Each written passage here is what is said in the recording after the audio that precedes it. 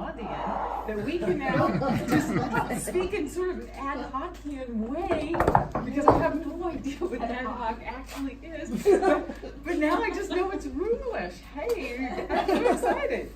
Our next speaker, after recently finishing his last Competent Communicator booklet, how many times was that? Like 43 times going through Competent Communicator, something like that. But as Fred had said, that he is a beginner at his Pathways journey with yet another icebreaker, but brand new, first time in Pathways.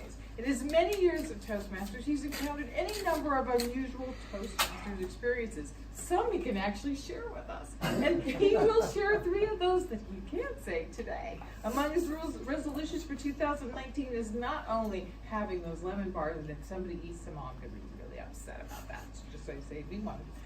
With his title of 3 unique pathway Toastmasters experiences. 3 unique Toastmasters experiences. He's going to do that in 5 to 7 minutes. And please help me welcome during that time period our club secretary, Carl Thormar. If you don't know who you are,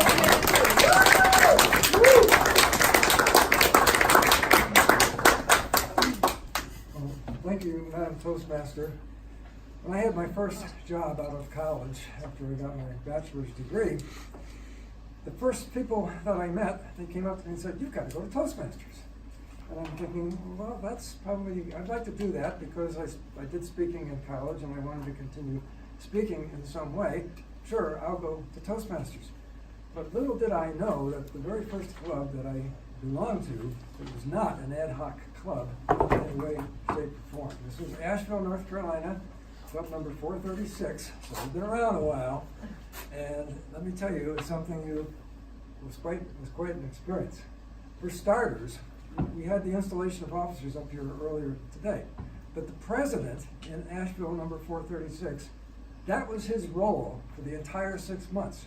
He did not speak, he did not take jobs. His job was to be president. Because in that club we had a 2-hour meeting, and the first 20 minutes was always a business meeting. So he certainly had plenty of time to talk and get his vocal variety and this sort of thing done during the course of the 20 minutes. So that was the first thing I noticed. Okay, this is an unusual club. The president doesn't do anything except be president. Okay, that's fine.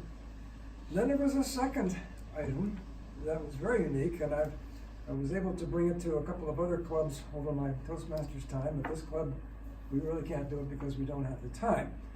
The Asheville Club was a 2-hour meeting, as I mentioned. So the first thing the president did was to call on a random member and introduce the membership for the benefit of any guests that may have been in the room.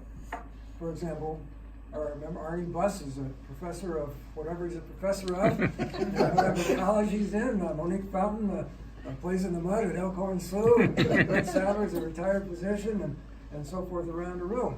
And so you got to know, this served 2 purposes. First of all, you got to know what your fellow members actually did for a living. And this was really important in those days because there was a lot of opportunity to network through Toastmasters and get to know folks that way. And the other advantage, of course, is it gave the guests, such as those we have here today, a chance to know people's names and who they were and what they did. So this was a great opportunity. And as I say, generally it took 5 or 10 minutes to get through this. And if you got it wrong, if the guy that was introducing the membership got it wrong, he did it again the next week. And he did it again until he got it right.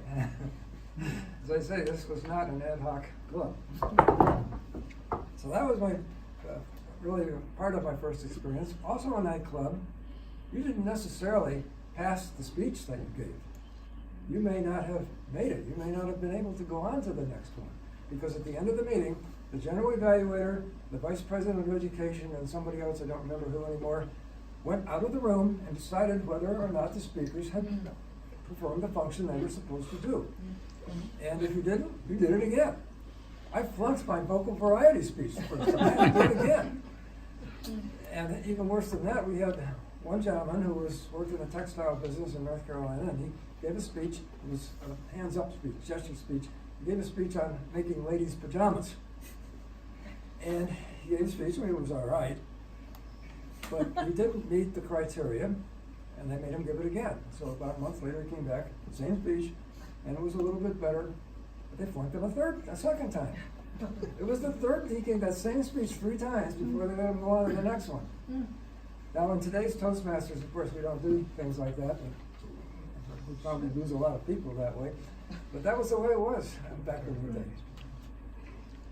I had a chance to visit that club again about 30 years later, and they still flunked you if you went overtime. That was the only remnant of that particular incident. So that was the first thing. The second episode I want to share is how we ended up with women in Toastmasters.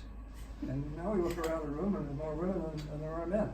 But back in the early 70s, only men were allowed by the Constitution of Toastmasters to be in the club.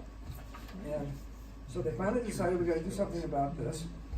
And in fact, Naval Postgraduate School Club was one of the first clubs to have women, because if you met on federal property, you couldn't discriminate. So back in the early 70s, we had 3 women members before it was legal in the rest of the organization. So to change the organization, the Constitution had to be changed, which meant a 2/3 vote at the International Convention of all clubs.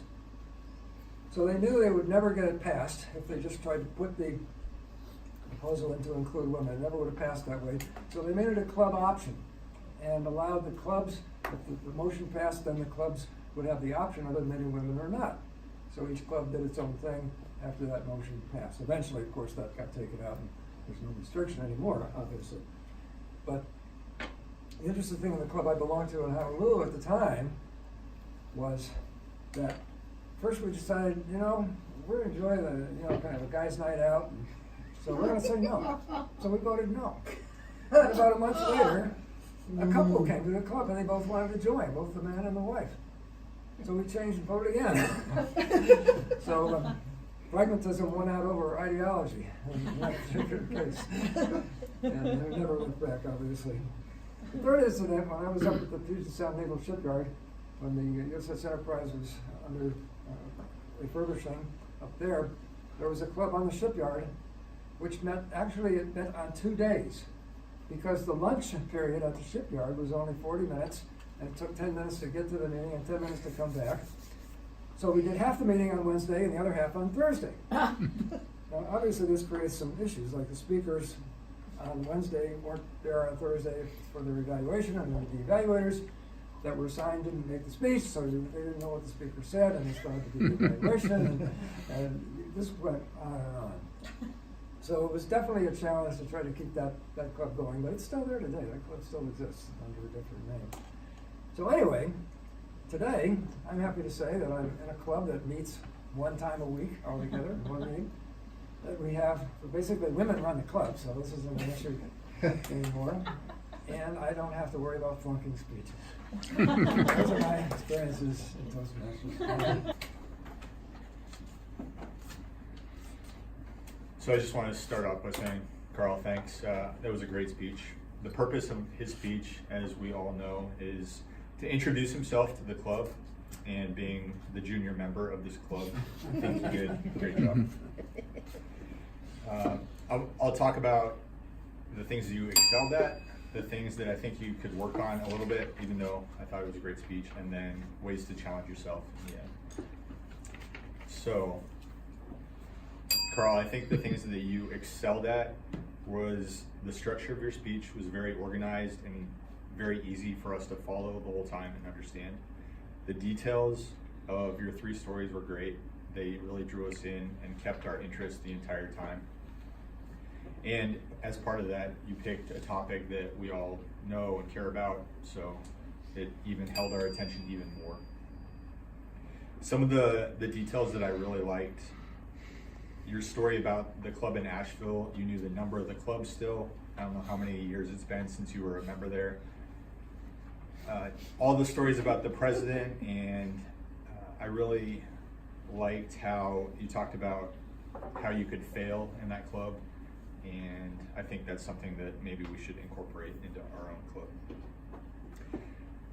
The things that I think you should probably work on, maybe the timing of the speech. You spent the majority of your speech talking about that first club, and then you didn't have as much time to talk about the second 2 stories, and I think they were equally interesting, so maybe balancing the time a little bit better.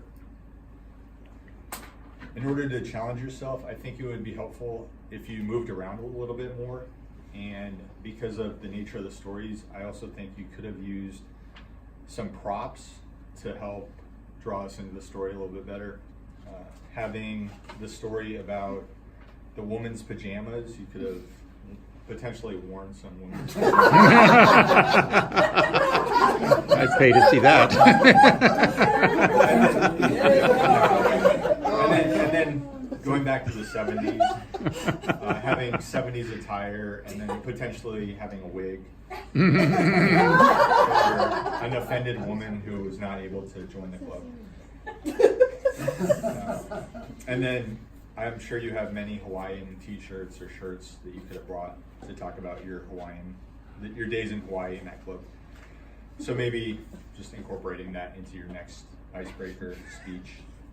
But again, to piggyback on the theme of telling the truth, I think we are all inspired by your speeches every time. You did a great job, and I wish I could have failed you on the speech, but in my book, you passed. So good job. Thanks, Bob.